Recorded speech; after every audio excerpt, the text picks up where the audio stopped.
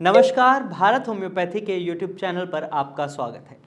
अगर आप सोराइसिस के पेशेंट हैं और आपका सोराइसिस रिकवर हो गया है तो ये वीडियो आपके लिए बहुत खास है, क्योंकि कई बार देखा जाता है पेशेंट्स का सोराइसिस ठीक हो जाता है लेकिन उसके बाद वो दोबारा एग्रीवेट हो जाता है और ज़्यादा बुरे तरीके से बढ़ने लगता है और इसकी वजह से उनको बहुत ज़्यादा इचिंगनेस की प्रॉब्लम को फेस करना पड़ता है और बहुत ज़्यादा एम्बेरसमेंट भी होती है उन्हें।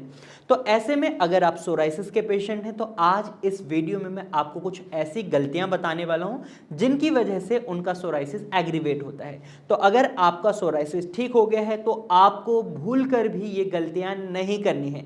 कौन सी हैं ये गलतियां, चलिए जानते हैं। सबसे पहले आपको अल्कोहल के कंजप्शन को बिल्कुल अवॉइड करना है।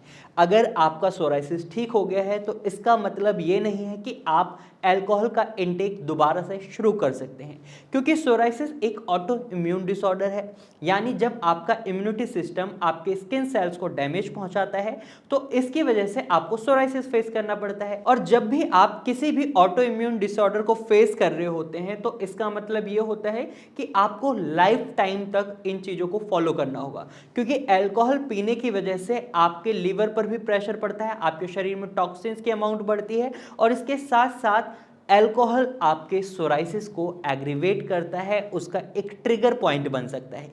तो आपको अल्कोहल का कंजप्शन बिल्कुल नहीं करना है।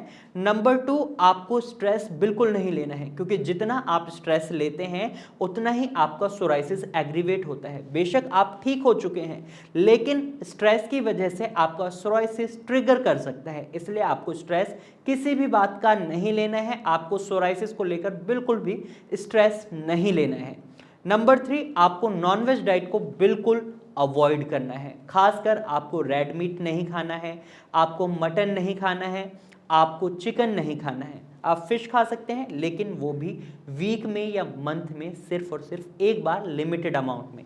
आप एग्स खा सकते हैं, उसमें भी एग वाइट को प्रेफर करें और ये भी आप वीक में एक बार या मंथ में एक या दो बार खा सकते हैं। इससे ज़्यादा आपको एग और फिश को भी अपनी डाइट में ऐड ऑन नहीं करना है, क्योंकि ये भी आपके सोराइसिस के ट्रिगर पॉइंट हैं जो आपके सोराइसिस को दोबारा से जनरेट कर सकते हैं। तो आपको ये गलती नहीं करनी है। फोर्थ पॉइंट, आपको क्या करना है, आपको packed food item, cold drinks और प्रोसेस्ड फूड, जंक फूड को बिल्कुल अवॉइड करना है, क्योंकि अगर आप इन पर टोटली डिपेंडेंट हो जाते हैं सोराइसिस ठीक होने के बाद तो आपका सोराइसिस एग्रीवेट होने के बहुत ज़्यादा चांसेस होते हैं, क्योंकि ये चीज़ें अनहाइजीनिक भी होती हैं और कुछ चीज़ें बहुत ज़्यादा प्रोसेस्ड होती हैं जिनके अंदर प्रिजर्वेटिव्स का इस्तेमाल होता है, जो आपकी स्किन के लिए भी सही नहीं है, आपकी बॉडी के लिए भी सही नहीं है, जिसकी वजह से आपका सोराइसिस एग्रीवेट हो सकता है। अगर आप वीक में एक बार या दो बार चिप्स को स्नैक्स के रूप में खा रहे हैं या किसी भी पैक्ड फूड आइटम को स्नैक्स के रूप में खा रहे हैं तो ठीक है, लेकिन अगर आप इसको डे टू डे एक्टिविटीज में इंक्लूड कर लेते हैं, अपनी हैबिट बना लेते हैं और डेली बेसिस पर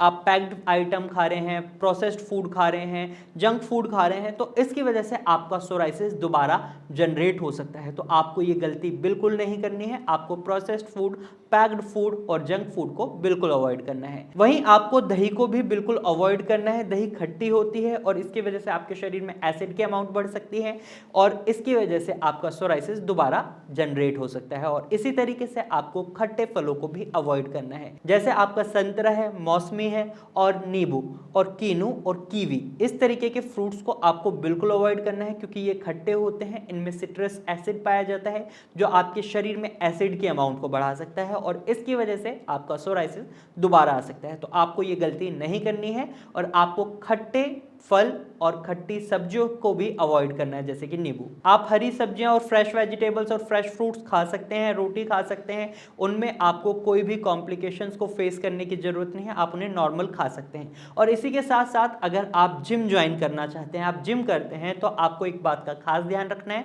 आपको ज़्यादा हैवी एक्सरसाइजेज नहीं करनी है, आपको अपनी स्वेटिंग को भी मेंटेन रखने की कोशिश करनी है, आपको टॉवल को जरूर यूज़ करना है अपनी स्वेटिंग को साफ करने के लिए। और इसके साथ साथ आप जिम जब भी करते हैं तो आप पैक्ड प्रोटीन बिल्कुल ना लें। आप कोशिश करें आप नॉर्मल डाइट के थ्रू प्रोटीन की रिक्वायरमेंट को फुलफिल करें और आप नट्स वगैरह को भी उस समय थोड़ा सा अवॉइड करें, क्योंकि इसकी वजह से आपका सोराइसिस एग्रीवेट हो सकता है।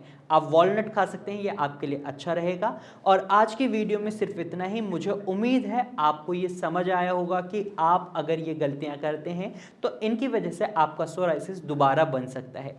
तो आज की वीडियो में सिर्फ इतना ही, फिर मिलेंगे एक नए वीडियो के साथ, तब तक के लिए नमस्कार।